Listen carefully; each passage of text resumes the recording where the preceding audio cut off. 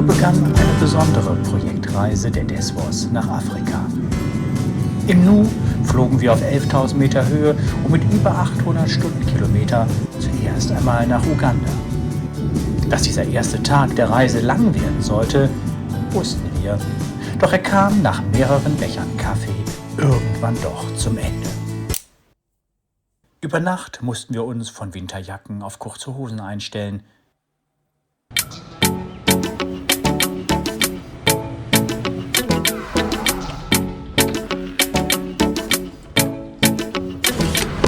In Uganda holte uns unser Projektpartner Takamase ab. Wir fuhren los.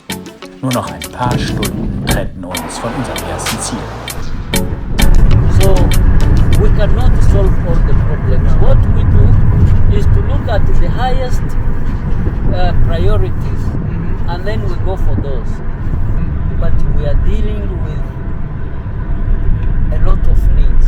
So refugees need to be in classrooms.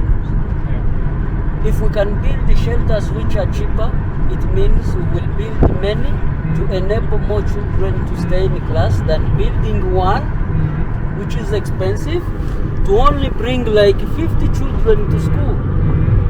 So it means we get trees from the forest and then we make a foundation and fix those trees. Then we reinforce it with the sand and the cement.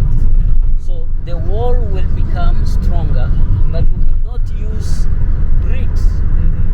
If you use bricks, they are more expensive, and you need also people to come from town to build it. You need materials to come from town to build it. Also you don't need experts from outside to build. Yes. Specific qualified masons to build. So we need the people from the refugee camp to build such semi-permanent construction. So this is the trick. We can also go. Yeah, we can come. Like just think the door is closed. This one. This one. Yeah, okay. I can leave this here, right? Aufgrund der neuesten politischen Ereignisse wurde unsere Drohne schon am Flughafen konfisziert. Wir durften sie in einem Lagerraum in einem Schrank deponieren, der voller Drohnenboxen war. Ich konnte nur hoffen, wir kriegen sie wieder. Doch auf die Vogelperspektive unserer Projekte wollten wir nicht verzichten. Also musste eine neue Drohne her. Und die haben wir beim Hochzeitsfotografen gefunden und geliehen.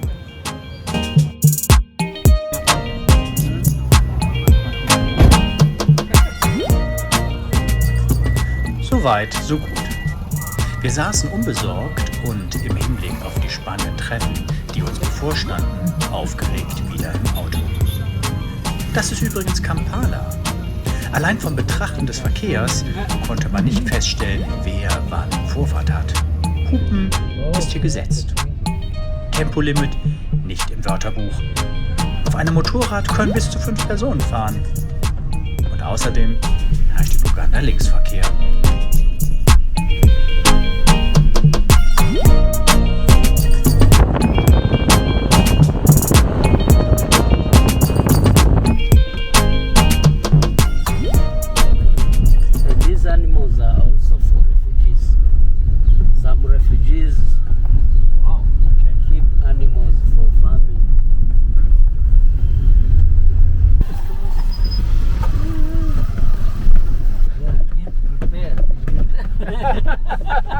Je länger wir gefahren sind, desto grüner wurde die Landschaft um uns herum.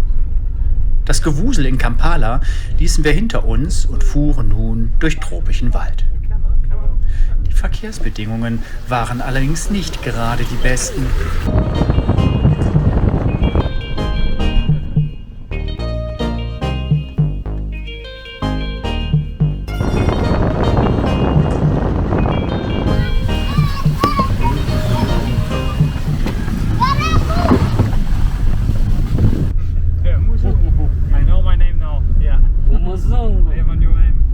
Nach fast 6 Stunden Autofahrt waren wir endlich am Projektstandort angekommen.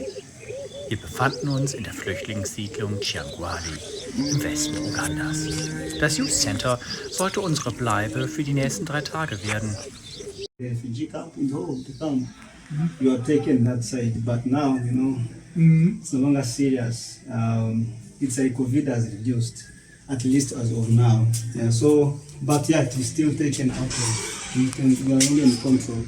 For us, we are from, you see where they have level somewhere? Yeah.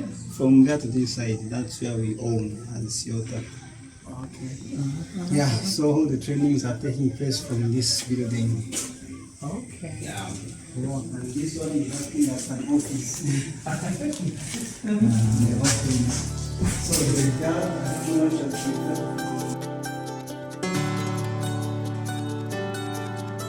Das Youth Center aus der Luft betrachtet. Ciotat, unsere Partnerorganisation, hat es erst kürzlich eingeweiht. Es war ein sehr schönes Gefühl, endlich bei den Menschen vor Ort zu sein, die wir von Köln aus unterstützen. Und wir waren super gespannt auf die kommenden Tage.